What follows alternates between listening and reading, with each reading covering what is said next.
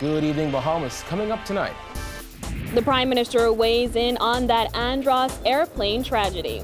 Lots of police activity here off Market Street. Stay tuned. We have the details on what's happening inside.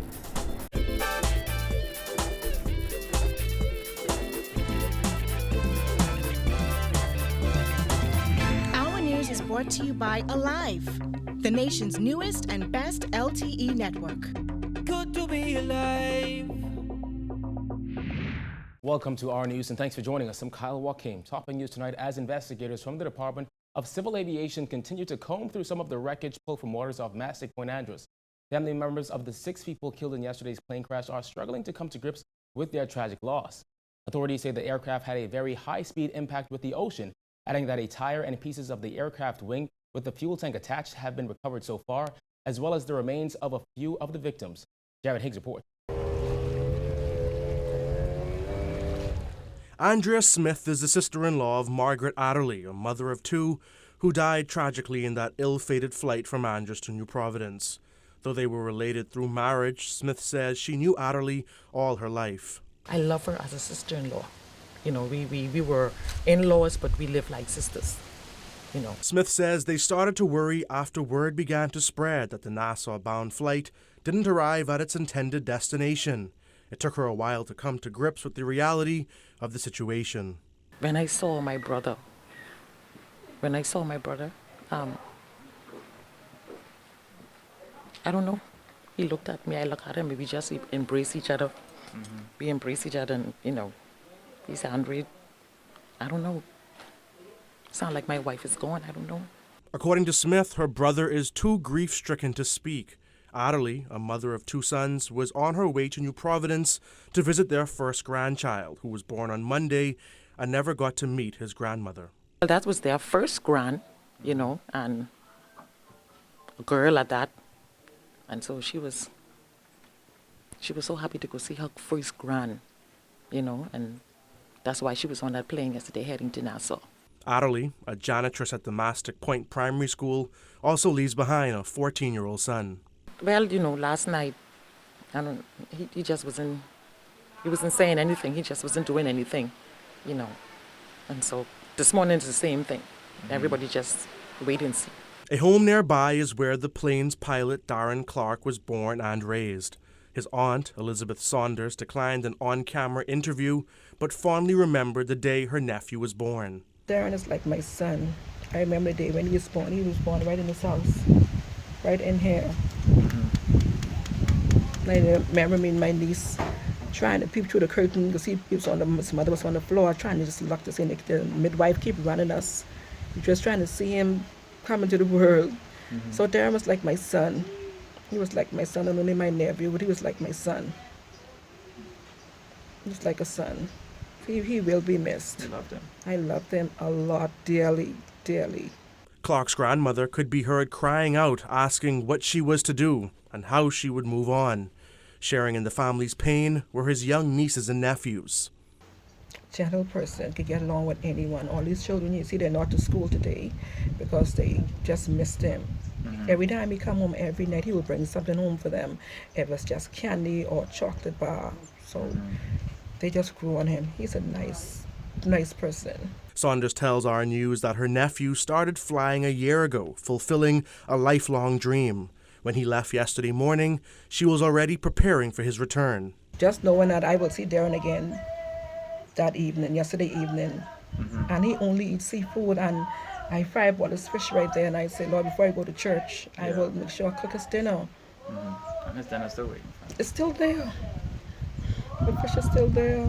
Over in the community of Low Sound, where some of the other passengers are from, we had a difficult time getting people to speak to us about the situation. We visited the family of one of the passengers. He lived right up there, up that hill, Valentino Knowles. His mother and other relatives, they did not want to speak to us on camera or give us any comment, but they did say that they're holding on to hope that he and other passengers will be found alive. Of course, throughout the large, sparsely populated community of North Andros, nearly everybody is connected somehow. And while Smith and her family seem to be prepared for the worst, they, like other affected families, haven't totally given up. Yes, there's still hope. I'm hopeful. I am. Reporting for our news, I'm Jared Higgs. Well, landing gear and logbooks were among the debris recovered by a search and rescue team about 4 miles off the coast of Andros. The debris is believed to be from an aircraft that took off from Andros just after 8 yesterday morning and was never heard from again. Investigators from the Department of Civil Aviation were on the ground in Andros today. Chief Investigator of Air Accidents, Delvin Major, says the findings need to be analyzed, but one thing is obvious. It doesn't tell us anything at this time other than the fact that the aircraft did have a very high, probably high impact, very high speed impact with the ocean. And from the wreckage, we can't really tell which part of the aircraft we're looking at other than the gear we found and pieces of the wing which had the fuel tank attached to it. Which one, we can't say at this time. The debris was recovered at around midday. Major says they're going to need a larger part of the plane to tell the full story of what happened. Well, we would hope to find a greater portion of the aircraft, because we would be able to better tell what happened if we can see a much greater portion of the aircraft. Based on what we have here, this doesn't tell us much other than it was a high speed, high impact, based on the signature marks on the parts that we were able to recover. But we would be able to better tell once we're able to get a much bigger portion of the aircraft, if that's possible. Prime Minister Dr. Hubert Minnis today calling the Andros plane crash a national tragedy. This as Education Minister Jeffrey Lloyd called the fatal crash a tragic eye-opener for the aviation industry. Jasmine Brown reports. The Prime Minister made the comments on the sidelines of Bahamas Business Outlook this morning, where he called the situation in Andros tragic. It's very unfortunate that such an event happened. The Prime Minister, who delivered the keynote address at Bahamas Business Outlook, called for a moment of silence in honor of the 5 passengers and pilot who were killed when the 6-seater aircraft that departed San Andres around 8 a.m. on Wednesday crashed near Mastic Point. Outside the Bahamar Convention Center, Minnis said the crash hit close to home, as he has family ties to that island. I'm a descendant of Andros, so obviously that even impact me even further. And I'm going away on Sunday, but I have all intentions before departing New Providence to go down and visit the family and express condolence of both myself and on behalf of the government from the Bahamas. Dr. Minnis, who is scheduled to travel out of the country on Sunday, said before his trip he plans to visit the families to personally offer his condolences. Anything you want to say in particular to those families who are currently grieving? It's very difficult when individuals are grieving. Unless you've experienced it yourself, it's very difficult. But I think my mere presence there with them, be it tomorrow or Saturday, will say a lot. Lloyd described the tragedy as heartbreaking and devastating. I don't have the full story, but we know confirmed now that there has been a tragedy and that there's been great misfortune placed upon the lives of I think it is 5 or 6 of our persons. So, it's just heartbreaking. It's our deepest sympathies, condolences, best wishes, prayers, energetic support go out to their families today who are grieving that loss. Lloyd reflected on his long career in media, saying when incidents of this nature occurred in the past, a question arose about the level of oversight of private and charter enterprises. The downed Piper Aztec was a private aircraft. I don't want to, in this time of grief, to, impose any further questions. But at the same time, this is, I think, a wonderful opportunity for us to take a very close look and a closer look at how we govern and how we manage and operate our society, because lives are being affected. And this, I guess it takes in our human condition, we have to have some kind of crisis to wake us up to, realize that these kinds of vigilance should be underway. But it's just so sad. Now, Lloyd says he intends to discuss with the Director of Education making counselors available to the families and friends of the youngest victim. Reporting for our news, I'm Jasmine Brown. Thanks, Jasmine. Well, police are trying to put the pieces together after they received a call this afternoon that a body had been discovered in an abandoned building. Georgia Bain reports. Police rushed here to the Old City Market building off Market Street, where the body of a male was found inside with various injuries about the body. Police announced that overall crime is down 14% and the pace of murder slowed dramatically in the fourth quarter of 2017. The new year has already seen its fair share of bloodshed. Today, officers alerted the media to a discovery of a body in an abandoned building off Market Street. Very few details we have at this time. We know that shortly after 12 noon, we came here to the old City Market building on Market Street, where we discovered a male with blunt force trauma to his body. Well, we can estimate between late 40s and maybe early 50s. This could possibly be a murder. It appears that way at this time. Several persons gathered on the scene, some crying as they believed it was their family member. We don't have any of that information. We don't have any reports of a male being missing at this time. And the injuries, you have any idea what they may have been caused by? It appears to be different objects. So right now, I can't nail it down to say exactly which one, but we know that the body has blunt force trauma. And you said to various parts of the body or just? To various parts of the body. Though this investigation is in the preliminary stages, police do believe the incident could be a homicide. Anyone with information that could assist police with this latest incident is asked to come forward. We are asking members of the public. We know that this thoroughfare or this parking lot is used by lots of persons to travel from Market Street onto East Street or in that vicinity, who may have seen anything that can give us clues or leads into this matter, to give us a call on our Crime Stoppers line. The number is 328-TIPS, 328-8477 at Central Detective Unit 502-9991 or 2, or on our emergency lines 911 and 919. Reporting for our News, I'm Georgie O'Bain. 5 men accused of stealing tons of asphalt off a worksite were arraigned in the magistrate's court today. Ron Dwayne Austin dressed in the gray hoodie, Myron Smith dressed in the blue overalls, Haley Saunders in the gray shirt, Joseph Marshall in the black hoodie, and Dwayne Campbell in the gray and red striped shirt appeared before Magistrate Samuel McKinney. The men were charged with stealing by reason of employment. It is alleged that on Wednesday, December 6, 2017, the men stole 6 tons of asphalt valued at just under $1,500 and believed to be the property of the Ministry of Works, Bahamix, which they had access to by employment. They were also charged with conspiracy to commit stealing by reason of employment.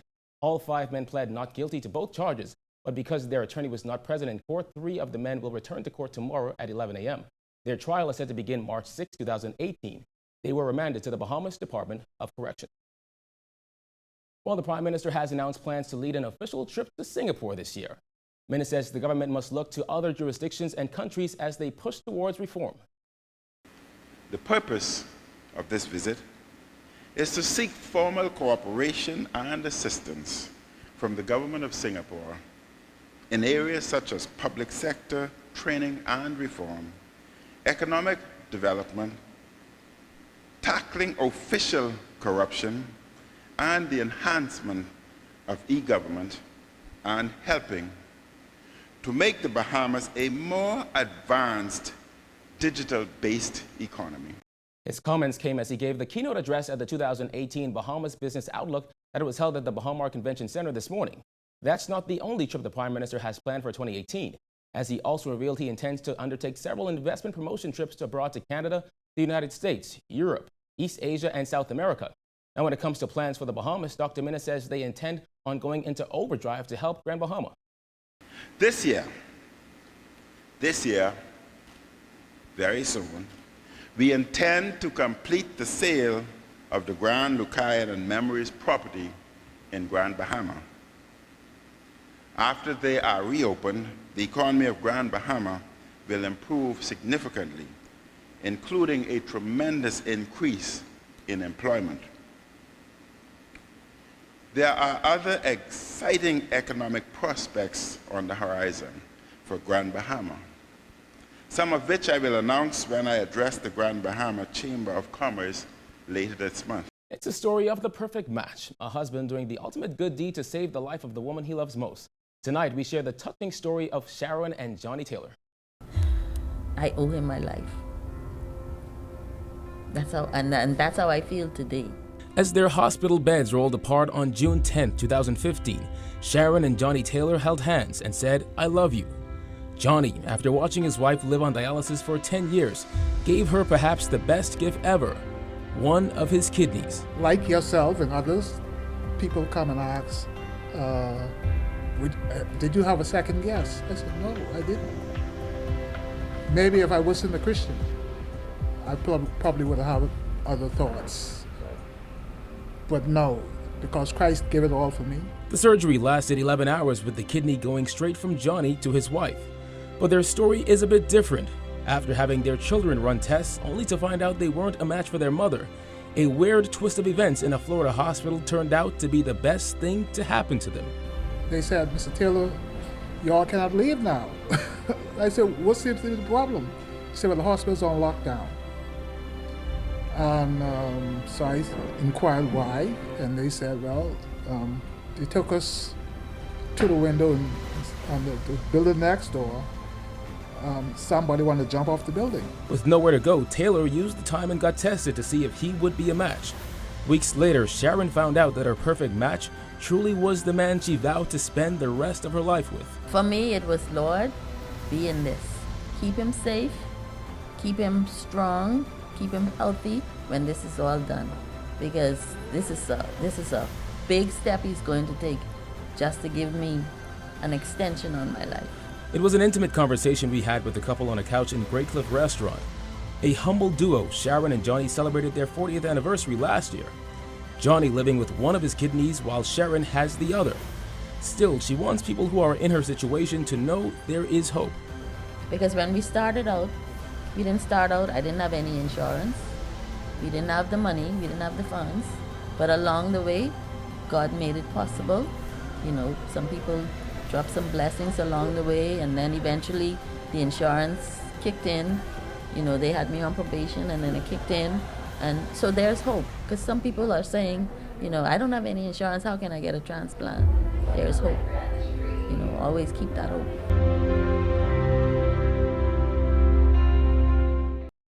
Touching story. Still to come on our news, government's efforts to drive down energy costs. Stay tuned.